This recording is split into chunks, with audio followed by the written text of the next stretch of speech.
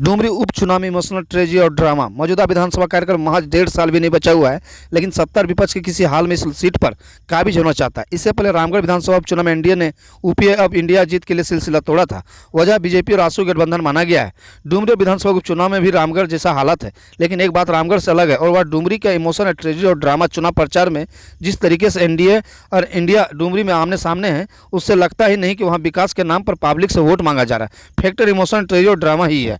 श्रद्धांजलि और संघर्ष का इमोशन इस वोटर तक बेबी देवी के भाषणों में स्वर्गीय जगन्नाथ महतो की बात होती है।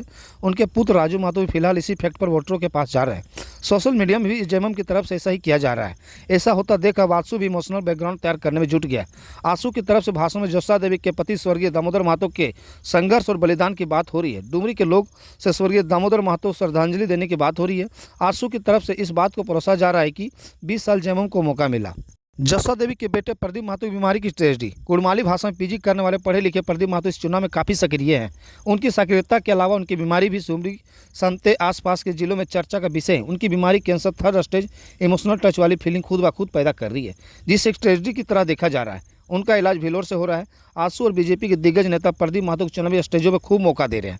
इसके अलावा प्रदीप वक्ता भी अच्छे हैं, जिसका फायदा आसू उठा रहा है। ऐसे भी देखा जा रहा है कि जब माइक पर वोटरों से वोट की अपील कर होते हैं तो उनके बगल में खड़ी उनकी मां जोसा देवी फूट फूट कर रोती दिखाई देती है। ऐसे होने पर जनता के साथ साथ कनेक्ट हो पा रही है। ट्रेजेडी की एक पिच बनाई जा रही है, जिस पर एनडीए अच्छा तरह से बल्लेबाजी करने की कोशिश कर रहा है। राजनेताओं का भ्रष्टाचार का ड्रामा। सत्ता पक्ष और विपक्ष दोनों की तरफ से उपचुनाव में पूरी ताकत झोंक दी जा चुकी है। जिस तरह प्रयास दोनों गठबंधनों की तरफ से दिख रहे हैं, उसे देखते हुए जानकार बता रहे हैं कि नतीजा काफ़ी टक्कर का होने जा रहा है। सत्ता की तरफ से चुनाव का कमान खुद सूबे के मुखिया हेमंत सोरेन संभाल रहे हैं। वहीं गठबंधन की तरफ से तमाम बड़े लेकर छोटे चेहरों को क्षेत्र में भ्रमण करते देखे जा रहे हैं। लेकिन दोनों की तरफ से डुमरी के विकास के बारे बात कम हो रही है। दोनों बस भ्रष्टाचार का राप अलाप रहे हैं। विपक्ष अबुआ सरकार में हुए भ्रष्टाचारों को फेरियस लेकर घूम रहे हैं, तो सत्ता इन आरोपों को पर्यंत बताने का काम कर रहा है। कुल मिलाकर पूरा सीन ड्रामे की तरह ही दिख रहा है।